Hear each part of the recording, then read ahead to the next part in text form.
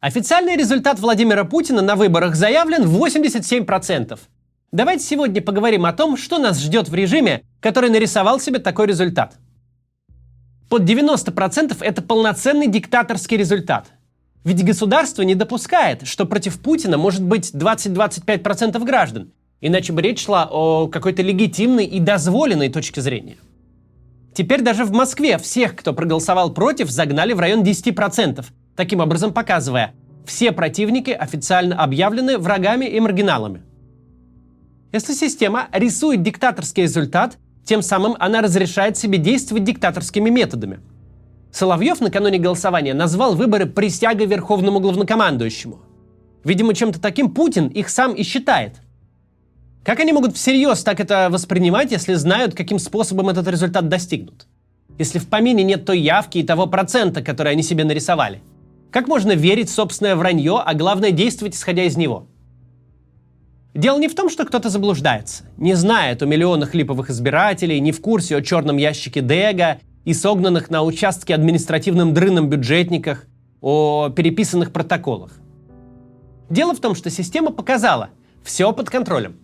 Система показала, можно выдать любой результат на свой вкус, и результат этот будет принят. Это не значит, что люди в него поверят, но значит, что не будут протестовать. Если на третьем году войны с сотней тысяч убитых, с растущими ценами на базовые продукты и прочими прелестями режима можно задать системе нереальные требования, и она с ними справится, значит, она способна на все. Значит, любые очаги сопротивления подавлены. Мы не говорим сейчас о реальности. Мы показываем, как могут думать люди внутри этой системы, и как, похоже, они на самом деле и думают. Система себя так протестировала и выяснила, что способна на все, что не наступило никаких последствий от ее предыдущих, казалось бы, самоубийственных поступков.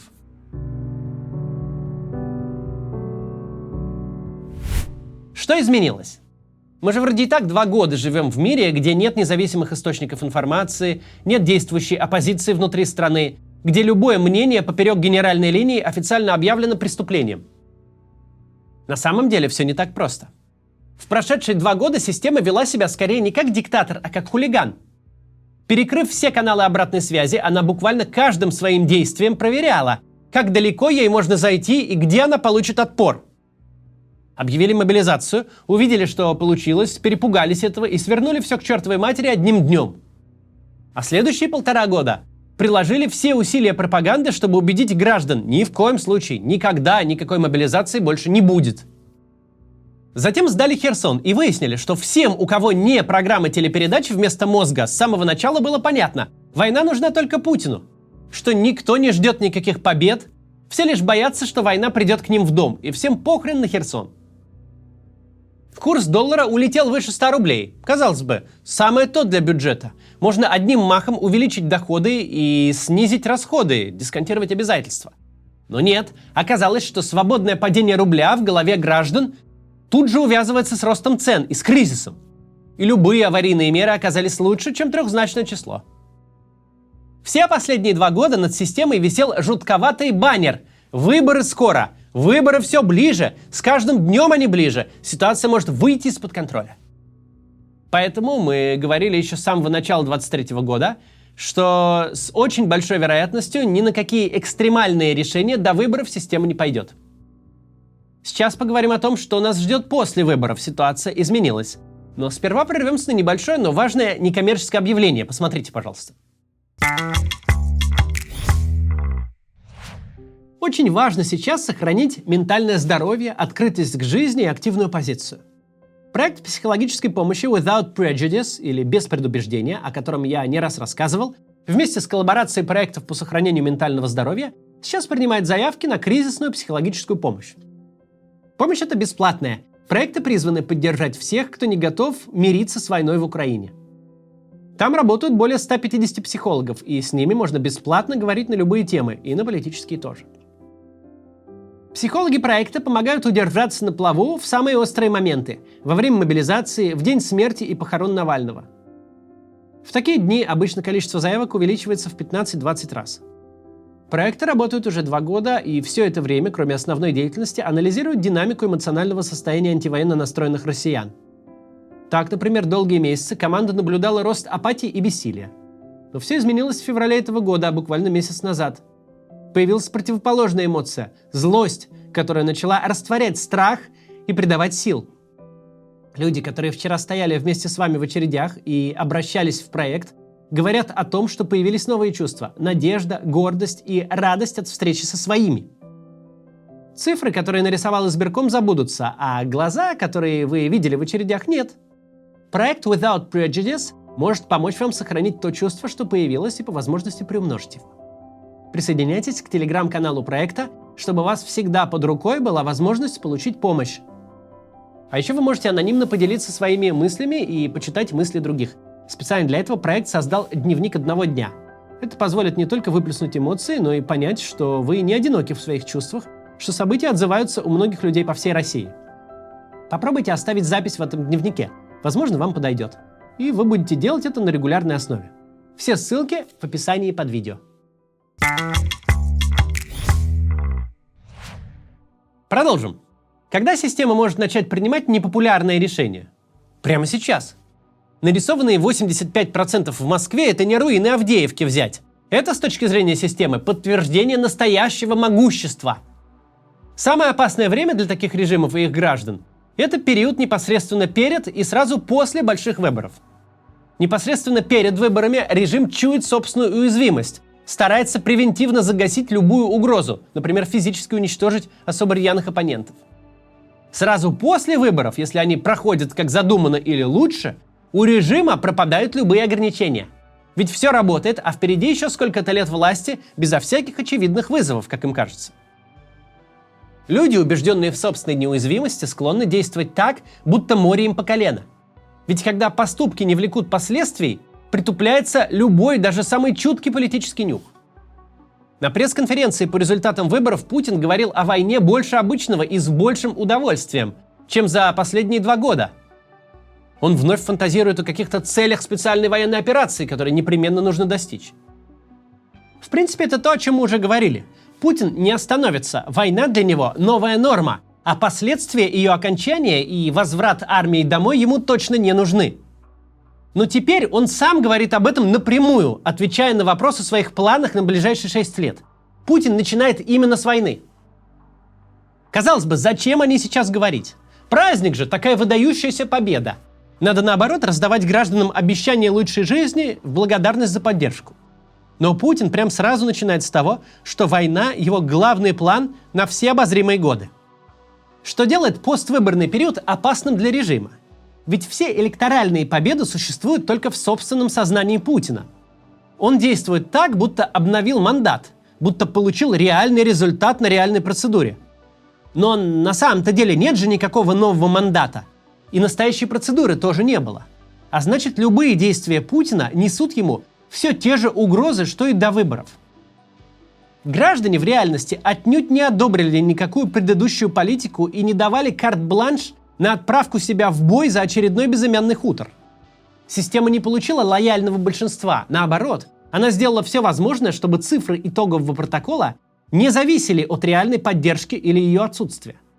Первое, что массово подумают граждане, когда режим придет к ним домой с чудесным предложением пойти повоевать или заплатить побольше налогов, они подумают не «мы сами это поддержали, а значит система имеет право так поступать». Нет, они подумают «да они там что, вконец сдурели? Мало того, что выборы себе нарисовали, так еще и требовать по этому поводу что-то собираются». Путин играл сам с собой и сам у себя выиграл.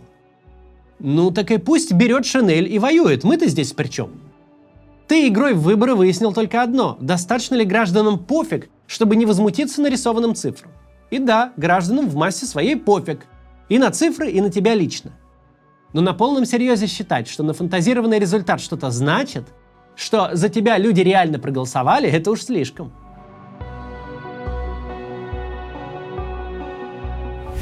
Получается парадоксальная ситуация. С одной стороны, Путин вроде как победил, с другой он ничего не приобрел. Он может думать, что сейчас можно сделать больше и действовать смелее, чем месяц назад. Вновь рвануть на Киев, например. Но если ты настраиваешь процедуру так, чтобы она была как можно меньше похожа на реальные выборы, на выходе не получается результата, как на реальных выборах. Получаются абстрактные цифры, которыми система отчитывается перед собой же сама. Да, ситуация для граждан России сейчас опаснее, чем когда-либо. Слишком много у начальства было осечек, неудач и унижений за последние 2 года. Слишком много успело в голове президента народиться идей, реализовать которые самое время вот сейчас под шумок. С другой стороны, действия режима сейчас опасны и для него самого. Нет ничего страшного в том, чтобы липовым результатом потрясать перед носом публики. Проблемы начинаются тогда, когда ты сам веришь в свое вранье. Ну, например, вешал бы ты всем дальше лапшу про вторую армию мира, ну и вешал бы себе, гонял бы по параду танк. Не было бы проблем. Не поверь ты сам в это все и не ломанись проверять.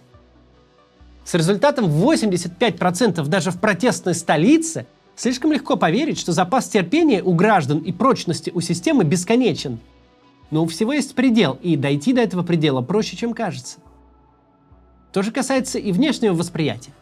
Понятно, что результат в том числе рассчитан на экспорт, чтобы всем зарубежным врагам показать, режим Путина и Россия – это одно целое.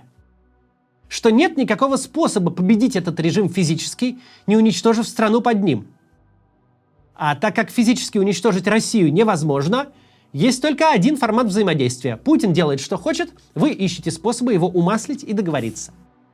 Вроде бы точно так же, как с внутренней аудиторией, это развязывает руки, демонстрация такого сверхединства.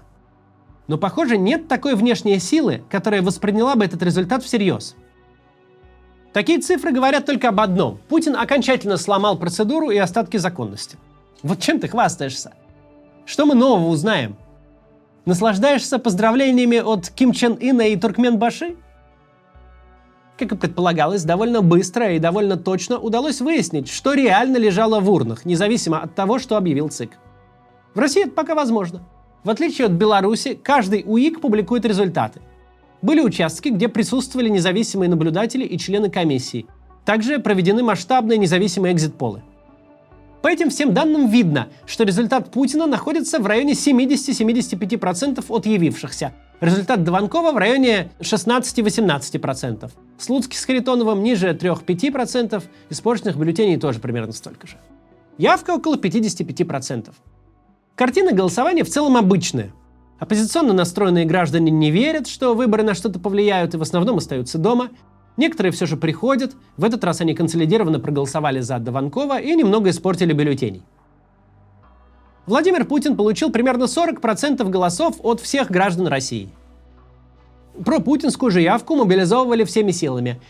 Привезли, а остальных мотивировали как могли. Все это, если бы было представлено иначе, действительно могло бы укрепить легитимность Путина. Если бы система была дееспособной, она посчитала бы все честно, отменила бы все участки с фальсификациями, везде допустила бы наблюдателей и приняла бы все их жалобы. И в итоге сказала бы: смотрите, у Путина большинство. Да, меньше, чем на прошлых выборах. Может, и не то, что даже 70%, может, даже и 59%. Но большинство. Да, много голосов против войны, но за нас же проголосовали, так о чем разговор? Однако нынешняя система так не может. Ей нужно показать, что результат с прошлого раза улучшился, а за мир вообще никто не голосует. Какие там почти 20% за Дованкова?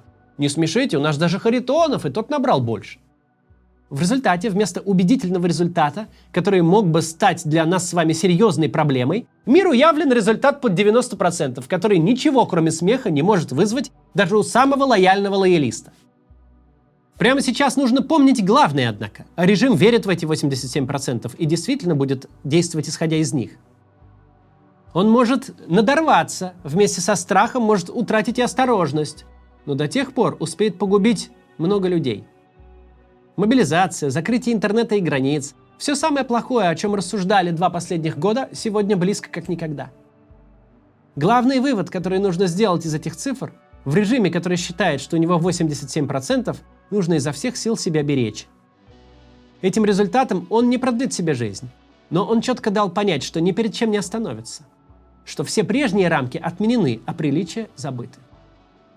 До завтра.